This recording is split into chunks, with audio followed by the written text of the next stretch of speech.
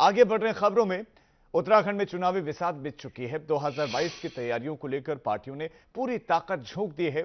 यही वजह है कि पहले बीजेपी के राष्ट्रीय अध्यक्ष उत्तराखंड के दौरे पर आए। यहां पर आकर उन्होंने संगठन को कसा तो वहीं नेताओं को एकजुट करने का काम करने की नसीहत दी। तो अब 2022 की चुनावी तैयारी में आम आदमी पार्टी भी कूद चुके हैं। दिल्ली के डिप्टी सीएम मनीष सिसोदिया उत्तराखंड के दौरे पर हैं और मनीष सिसोदिया ने हल्द्वानी में जनता से संवाद किया। उन्होंने सूबे की प्रदेश सरकार के कामकाज पर सवाल खड़े किए। मनीष सिसोदिया ने कहा कि वो उत्तराखंड के विकास के कामों के लिहाज से किसी भी मुद्दे पर खुली बहस कर सकते हैं। त्रस्त जनता आज चेंज चाह रही है और उस चेंज में केजरीवाल मॉडल ऑफ गवर्नेंस आज एक विकल्प के रूप में, मजबूत विकल्प के रूप में यहां पे उपस्थित हुआ है। सभी 70 सीटों पे चुनाव लड़ेंगे। पानी, रोजगार, लोगों की आमदनी, इन आमदनी में बढ़ोतरी, ये सब ऐसे चीजें हैं जो 5 साल पहले लोग सोचते थे कि क्या सरकार के हस्तक्षेप से ये चीजें ठीक हो सकती हैं, लेकिन आज हुई हैं और ये दिल्ली के लोगों ने देखा है। ये दिल्ली में केजरीवाल मॉडल ऑफ गवर्नेंस है। और इस खबर पर विनोद हमारे संवाददाता हमारे साथ बने हुए हैं। विनोद, किसी भी पॉलिटिकल पार्टी का यही मकसद होता है कि वो अपने संगठन को बढ़ाए, विस्तार करे, उसको मजबूत करे, चुनाव लड़े, इतना सक्षम करे। वही आम आदमी पार्टी भी करे। लेकिन जो चुनौती अभी देकर दी है मनीष सिसोदिया ने, पहला क्या बीजेपी के प्रवक्ताओं की तरफ से या किसी नेता ने इस चुनौती को स्वीकार किया है या इस पर किसी तरह की कोई प्रतिक्रिया आई है अभी तक? जी राजीव, देखिए अभी फिलहाल आगामी 2022 में इलेक्शन होना है उत्तराखंड में, और जिसके चलते तमाम जितने भी राजनीतिक दल हैं, चाहे वो भाजपा हो, कांग्रेस हो, और जिस तरह से उत्तराखंड में आप पार्टी की अब दस्तक दे चुकी है, तो लगातार ये जरूर माना जाए कि उत्तराखंड में चुनावी बिगुल बज चुका है और जो चुनावी बिसात है वो बीत चुकी है। ऐसे में हर राजनीतिक दल अपनी अपनी जीत दर्ज करने के लिए जरूर कोशिश में रहेगा। और ऐसे में जहां एक तरफ दोनों ही राजनीतिक दल या भाजपा और कांग्रेस इस 2022 की लड़ाई में अपने आप को जरूर दमखम और जोश भरने का कोशिश जरूर कर रही है कार्यकर्ताओं में, और जीत दर्ज करने की कोशिश जरूर है। ऐसे में जो आम आदमी पार्टी की जो उत्तराखंड में दस्तक हुई है, तो ये जरूर माना जाए कि दोनों ही राजनीतिक दलों ने ये जरूर माना है कि आखिरकार डिस्टर्बेंस जरूर रहेगा। ऐसे में जिस तरह से लगातार पूर्व में अभी हमने जरूर देखा कि जो राष्ट्रीय अध्यक्ष भाजपा के थे जेपी नड्डा, वो उत्तराखंड के दौरे पर थे। उन्होंने जरूर पार्टी के बूथ स्तर से लेकर बड़े कार्यकर्ता तक बैठक की, यानी कि सभी बड़े नेता पहुंच रहे अपने कार्यकर्ताओं तक। लेकिन मैं आपसे यहां पर ये चीज समझना चाहूंगा, दिल्ली मॉडल का बड़ा जिक्र हो रहा है। दिल्ली मॉडल की तारीफ दिल्ली में भी हुई, दोबारा सत्ता में भी पहुंचे आम आदमी पार्टी। उत्तराखंड में भी इसका खासा जिक्र हो रहा है, कर भी रहे हैं। कांग्रेस तक तारीफ कर चुकी है और उसी मुद्दे को कांग्रेस भी उठा रही है। हरीश रावत बिजली पाने की बात कर चुके हैं। लेकिन मैं आपसे ये जानना चाहूंगा कि मनीष सिसोदिया ने कुमाऊं को ही क्यों चुना? क्योंकि वो कहीं भी जा सकते हैं, प्रदेश में कहीं पर भी कार्यक्रम कर सकते हैं, लेकिन हल्द्वानी को ही क्यों चुना गया? क्या विशेष इसके पीछे के मायने?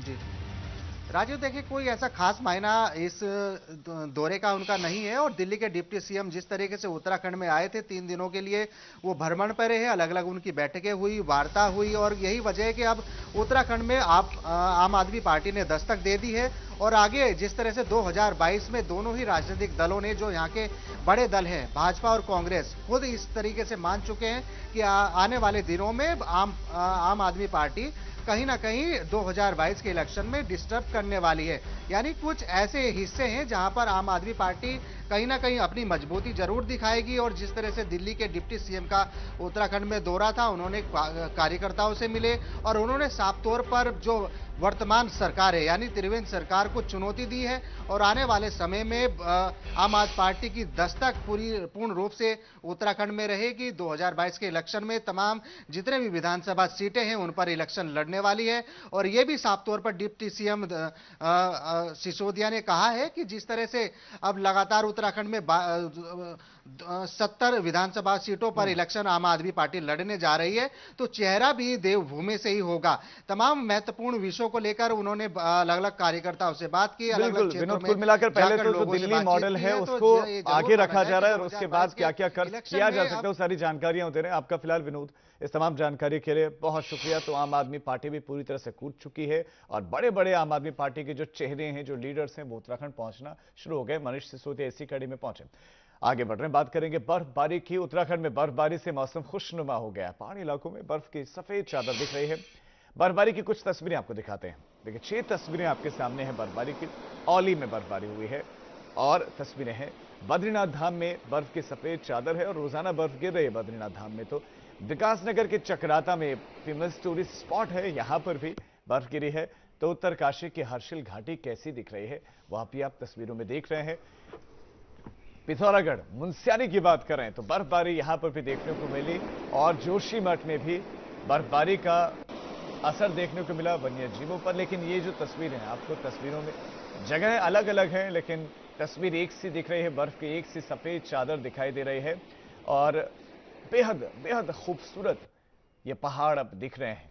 हरे हरे पर्वतों पर बर्फ की सफेद सफेद चादर ने वहां की खूबसूरती को कई गुना बढ़ा दिया है। सैलानी इन्हीं दृश्यों को देखने के लिए, इस पल को जीने के लिए पहाड़ों का रुख करते हैं। ऐसे में सबसे मुफीद वक्त, सबसे उपयुक्त वक्त अगर आप बर्फबारी देखना चाह रहे हैं तो आप जा सकते हैं। पहाड़ों में बर्फबारी हो रही है तो निचले इलाकों में बारिश हो रही है। मसूरी में बारिश हुई, जबकि सीमांत इलाके धारचूला में भी बारिश हुई, पौड़ी में भी बारिश हुई है।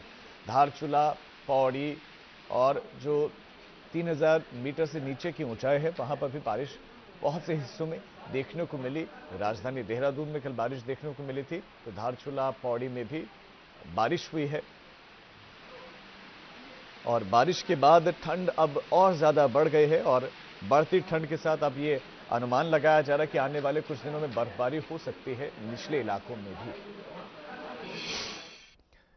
धनौल्टी में बर्फबारी हुई है, ऊंचाई वाले इलाकों में बर्फबारी हुई है, जिसके बाद से पहाड़ों की रंगत खिल गई है।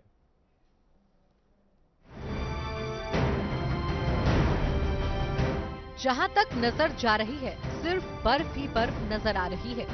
कुदरत ने तो जैसे बर्फबारी से देवभूमि का श्रृंगार ही कर दिया है। टिहरी के धनौल्टी में बर्फबारी होने से सैलानियों की आवाजाही बढ़ने लगी है। पारा गिरने के साथ ही कुदरत ने धनौल्टी को सफेद रंग से रंग दिया है। धनौल्टी में ये सीजन की दूसरी बर्फबारी है। इस बार लगता है कि कुदरत धनौल्टी में भी सैलानियों को मायूस नहीं करने वाली है। जिस तरह का मौसम है, लगता है इस सीजन में बर्फबारी जमकर होगी। भारी बर्फबारी हो रही है कानाताल और धनौल्टी के क्षेत्र में, जिससे जितने भी सैलानी आए हुए हैं यहाँ पे काफी खुश हैं। उनके चेहरे पे काफी मुस्कान है। काफी टाइम से इंतजार कर रहे थे कि बर्फ गिरे। धनौल्टी के अलावा सुरकंडा, कद्दूखाल, बुरासकांडा सहित दूसरे ऊंचाई वाले क्षेत्रों में बर्फबारी हुई है। बारिश और बर्फबारी से तापमान में भी काफी गिरावट आ गई है, जिस वजह से लोग अपने घरों से बाहर नहीं निकल पा रहे हैं। एबीपी गंगा के लिए टिहरी से अंकित मित्तल की रिपोर्ट। उत्तराखंड में कुदरत मेहरबान हुई है। औली, चमोली, उत्तरकाशी, धनौल्टी और पिथौरागढ़ में बर्फबारी हुई है। और अगर आप भी उत्तराखंड में घूमने की सोच रहे हैं तो ये मौसम मतवाला है, लुत्फ आपको उठाना जरूर चाहिए।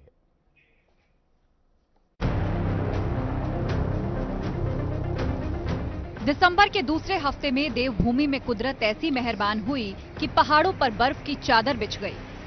औली की तस्वीर देखिए, यहाँ हर तरफ बर्फ ही बर्फ नजर आ रही है। बर्फबारी ने औली की वादियों को और खूबसूरत बना दिया है। इन तस्वीरों में देखिए रुई के फाये की तरह से बर्फ कैसे गिर रही है। इस नजारे को निहारने के लिए देश के कोने कोने से सैलानी औली आते हैं।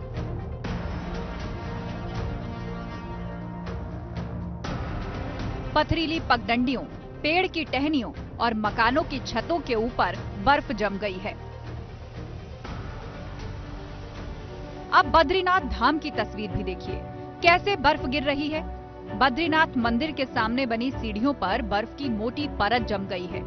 बर्फबारी ऐसे हो रही है मानो बर्फ की बारिश हो रही हो।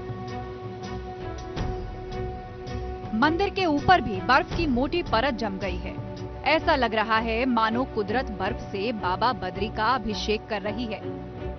बद्रीनाथ मंदिर के आसपास का नजारा भी देखिए, यहाँ बने भवनों के ऊपर बर्फ है। तस्वीर ऐसी कि इस इलाके को किसी ने सफेद रंग से रंग दिया हो। चमोली की वादियां भी बर्फबारी के बाद सफेद नजर आने लगी हैं। बर्फबारी ऐसी हुई कि पहाड़ियों का सफेद रंग से श्रृंगार हो गया। इस तस्वीर को देखिए, मकानों की छतों के ऊपर बर्फ की कितनी मोटी परत जम गई है। बर्फबारी होते ही पहाड़ों की हरियाली तो जैसे गायब हो गई है। सड़कों पर देखिए कैसे बर्फ जम गई है। एबीपी गंगा के लिए चमोली से लक्ष्मण राणा के साथ जोशीमठ से रणजीत रावत की रिपोर्ट। तो बड़कोट में मौसम बदल गया है। यमुना घाटी के कई इलाकों में बर्फबारी हुई है, जिस वजह से पहाड़ियां सफेद नजर आने लगी हैं। यमुनोत्री धाम में भी बर्फ गिरी है।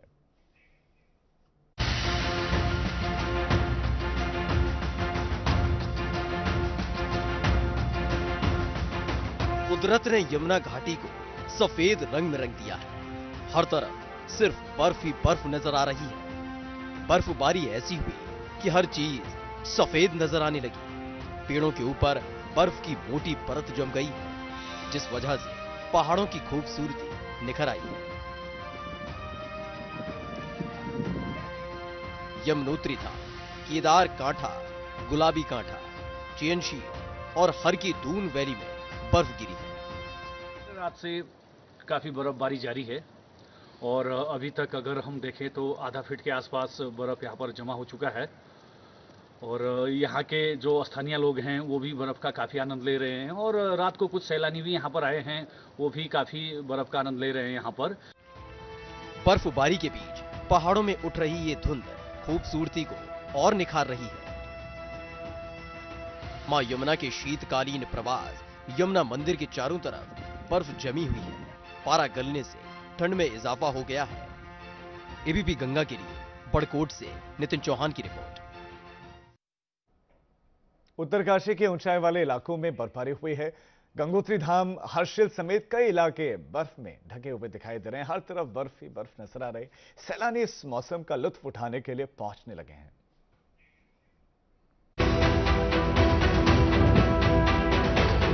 पहाड़ों ने बर्फ की चादर ओढ़ ली है। घरों की छतों, सड़क और पेड़ों पर बर्फ जम गई है। घरों की छतों के ऊपर तो 1 फीट से भी ज्यादा बर्फ जमी हुई है। कई जगह पर तो घर बर्फबारी में नजर तक नहीं आ रहे हैं। एक तरफ धुंध आ रही है तो वहीं बर्फबारी के बाद विजिबिलिटी भी काफी कम हो गई है। ये तस्वीरें पहाड़ों की रंगत को और निखार रही हैं। गंगोत्री, यमुनोत्री धाम, हर्षिल, झाला, सुखी टॉप, चौरंगी खाल, राड़ी टॉप में बर्फबारी हुई है। इस इलाके में यह सीजन की तीसरी बर्फबारी है, जिससे स्थानीय लोगों के भी चेहरे खिल गए हैं। आज सुखी टॉप में इस सीजन की तीसरी बर्फबारी शुरू हो रखी है सुबह से और लगभग आधा फीट अभी जम चुकी है और अभी नेशनल हाईवे फिलहाल बंद है और शायद शाम तक अगर मौसम खुलता है तो पर्यटक भी आएंगे यहाँ पे। साथ ही ये जो बर्फबारी हो रही है ये हमारे सेब के आने वाले फसल के लिए बहुत अच्छी बात है कि जो सेब को चिलिंग आवर्स वगैरह मिलता है वो पूरा मिल जाएगा और हमारी ज़मीन को भी नमी मिल जाएगी। हालात ऐसे हो गए हैं कि लोगों का घरों से बाहर निकलना मुश्किल हो गया है। एक तरफ ठंड सितम ढा रही है तो दूसरी तरफ रास्तों पर जमी बर्फ की वजह से चलना मुश्किल हो गया है। बर्फबारी के बाद सैलानियों की आवाजाही बढ़ने की उम्मीद है, जिससे स्थानीय कारोबारियों को आमदनी की उम्मीद है। एबीपी गंगा के लिए उत्तरकाशी से दिग्वीर बिष्ट की रिपोर्ट।